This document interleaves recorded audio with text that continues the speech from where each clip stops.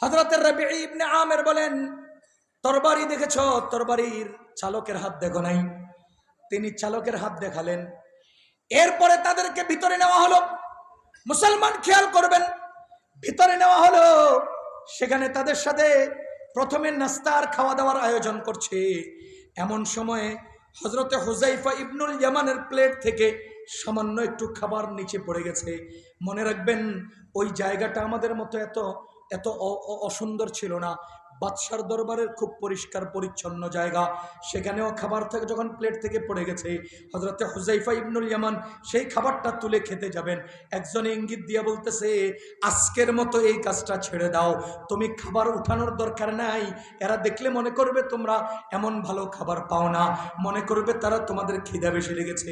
হযরতে হুযাইফা ইবনুল ইয়ামান রাদিয়াল্লাহু তাআলা কিয়ামত পর্যন্তর জন্য আমাদেরকে একটা ঐতিহাসিক কথা বলেছেন।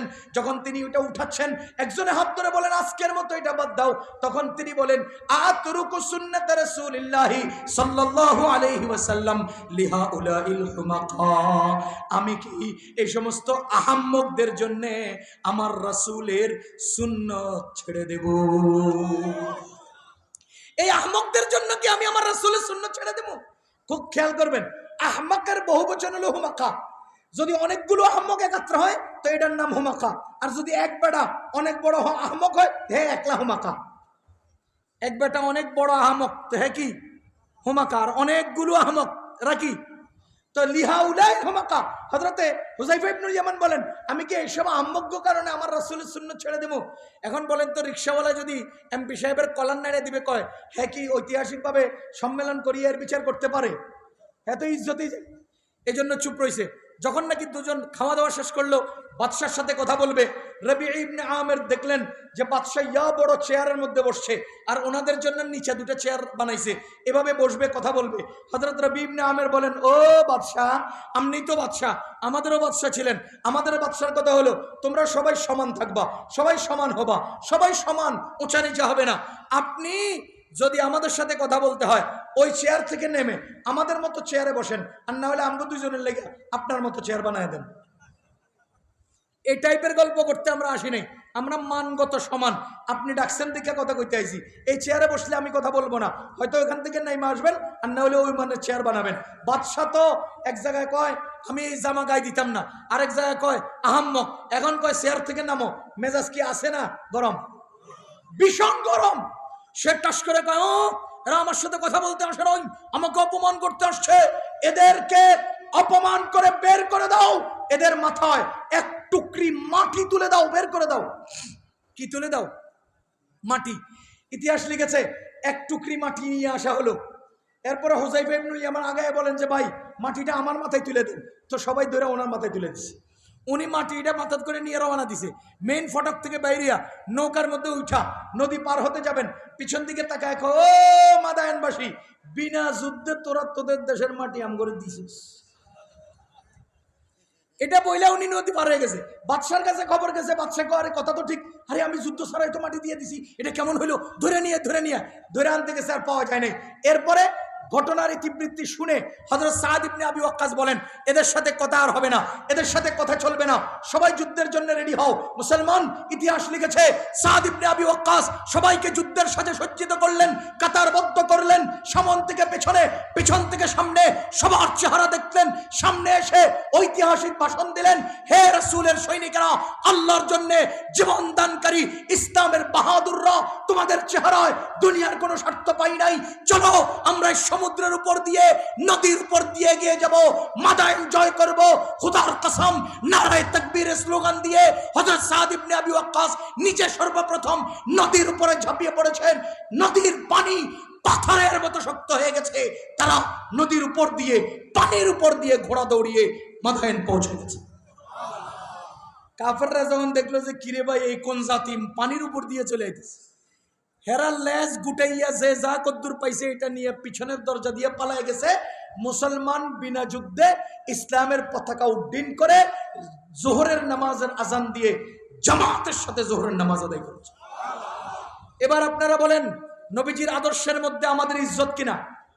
আমরা আমাদের নবীজির আদর্শবাদ দিয়ে দূরে চলে গেছি, আল্লাহর উপর ভরসা করে নদী পার হওয়া গেছে, নবীজির ইজ্জত নবীজির আদর্শের উপরে ভরসা করে আদর্শকে মজবুত ভাবে আঁকড়ে ধরে তারা মাদাইন বিনা যুদ্ধে জয় করেছে।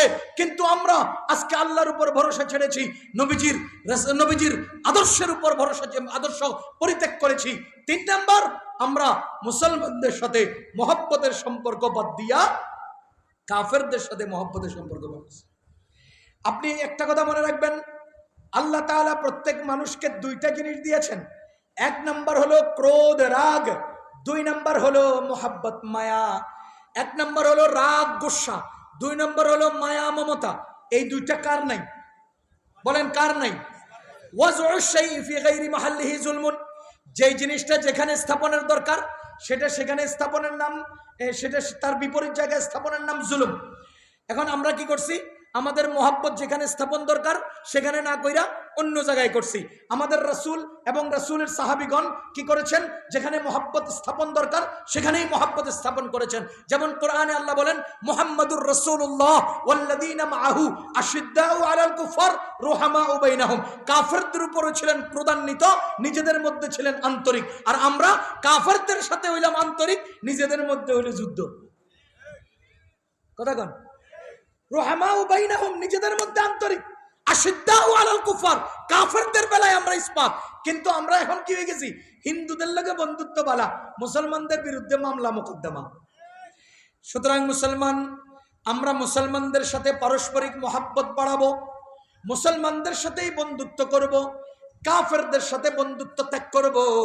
আমাদের নবীজি, আমাদের আল্লাহ বলেন, ইয়া আইয়ুহাল্লাযীনা আমানু লা তাত্তাখিযুল ইয়াহুদা ওয়ান নাসারা আউলিয়া, কোন ইহুদি এবং কোন নাসারার সাথে বন্ধুত্ব করবা না। বাদুহুম আউলিয়া বাদ, ট্রাম্প আর নেতানিয়াহু একজন আরেকজনের বন্ধু। বাদুহুম আউলিয়া বাদ, এরা ইহুদি এবং খ্রিস্টান, মামাতো ভাই খালাতো ভাই, এরা একজন আরেকজনের বন্ধু। আল্লাহ তাআলা বলেন, শুনো শুনো, ওয়া মাইয়াতাওয়াল্লাহুম মিনকুম ফাইন্নাহু মিনহুম, তোমরা যদি কোনো কাফেরকে বন্ধু বানাও, ওলি বানাও, তো তোমাদেরকে সেই দলেরই অন্তর্ভুক্ত গণ্য করা হবে। আমাদের নবীজি বলেন, মান তাশাব্বাহা বিকাউমিন ফাহুয়া মিনহুম, মান তাশাব্বাহা বিকাউমিন ফাহুয়া মিনহুম, যে ব্যক্তি যার আকৃতি ধারণ করবে তাকে সেই দলেরই অন্তর্ভুক্ত গণ্য করা হবে। ওরে মুসলমান, কিয়ামতের ময়দানে যে বিচার হবে, বিচারের যে সবগুলো ভিত্তি থাকবে, এর মধ্যে একটা ভিত্তি হলো মুসলমান কোন কাফেরের সাথে বন্ধুত্ব করেছে কিনা, মুসলমান আল্লাহ, আল্লাহর রাসূল এবং ঈমানদার বাদ দিয়া অন্য কারোর সাথে বন্ধুত্ব করেছে কিনা, এই বিষয়টাও তদন্ত করা হবে। সূরা বারাআতে আল্লাহ বলেন, আম হাসিবতুম আন তুতরাকু ওয়ালাম্মা ইয়ালামিল্লাহুল্লাযীনা জাহাদু মিনকুম ওয়ালাম ইয়াত্তাখিযু মিন দুনিল্লাহি ওয়ালা রাসূলিহি ওয়ালাল মুমিনিনা ওয়ালিজা, তোমরা কি মনে করেছো তোমাদেরকে ছেড়ে দেওয়া হবে যতক্ষণ না আল্লাহ এই বিষয়টা জানবেন যে তোমরা কারা জিহাদ করেছো এবং কারা আল্লাহকে, আল্লাহর রাসূলকে আর মুমিনদেরকে বন্ধু বানিয়েছো, না তাদের বাহিরের কাউকে বন্ধু বানিয়েছো। এটা তদন্ত ছাড়া আল্লাহ তোমাদেরকে ছেড়ে দিবেন না। সুতরাং আমাদের বন্ধু হবে কারা? বলেন বলেন, মুসলমানরা। আমরা বন্ধুত্ব করব মুসলমানের সাথে, আমরা চলবো আমাদের রাসূলের আদর্শের ভিত্তিতে। সুতরাং এই মুহূর্তে আমাদের সবচেয়ে বড় কর্ম হলো আমরা কাফেরদের সাথে বন্ধুত্ব ত্যাগ করব, তাদের আদর্শ ত্যাগ করব, তাদের পণ্য ত্যাগ করব, তাদের বস্তু ত্যাগ করব, তাদের দিকে তাকানো ত্যাগ করব। আমরা তাদের সমস্ত বস্তুকে, সমস্ত পণ্যকে বয়কট করব। আমরা মুসলমানদের পণ্য বয়কট করব।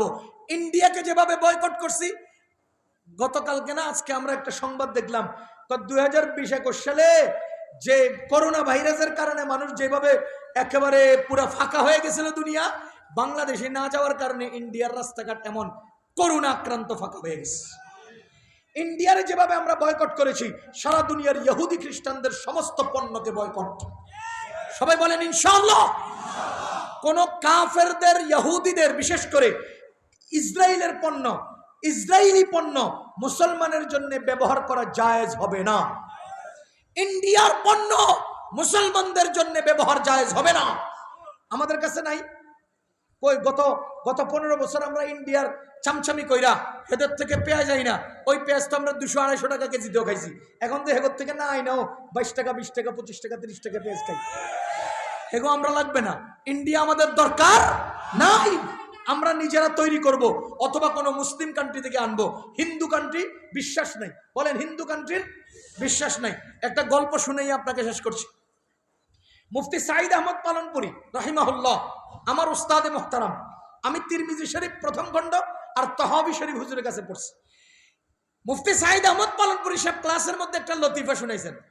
বলেন যে উনি নিজের কথা বলতেছেন, বলেন যে আমি গুজরাটে যেতাম প্রায় সময় প্রয়োজনে, তো ওখানে ফজরের নামাজ পড়ে আমি একটু হাঁটতাম, হেঁটে আসার সময় এক পান দোকান থেকে পান খাইতাম, হেঁটে ঘুরে আসার সময় এক পান দোকান থেকে পান খাইতাম। একদিন আমি হেঁটে যাচ্ছিলাম, ওই পান দোকান বরাবর গলির শেষ মাথা অতিক্রম করার সময় আমি দূর থেকে তাকায় দেখি হিন্দু পান বিক্রেতা, ওই দোকানের পান বিক্রেতা হন্তদন্ত হয়ে হুড়াহুড়ি করে সে দোকান থেকে নামতেছে। তা আমি চিন্তা করলাম যে বেটা এত হুড়াহুড়ি করতেছে কেন, একটু দেখি। তো আমি দাঁড়ায় রইলাম, দেখলাম সে একটা পাত্র নিয়ে নামলো।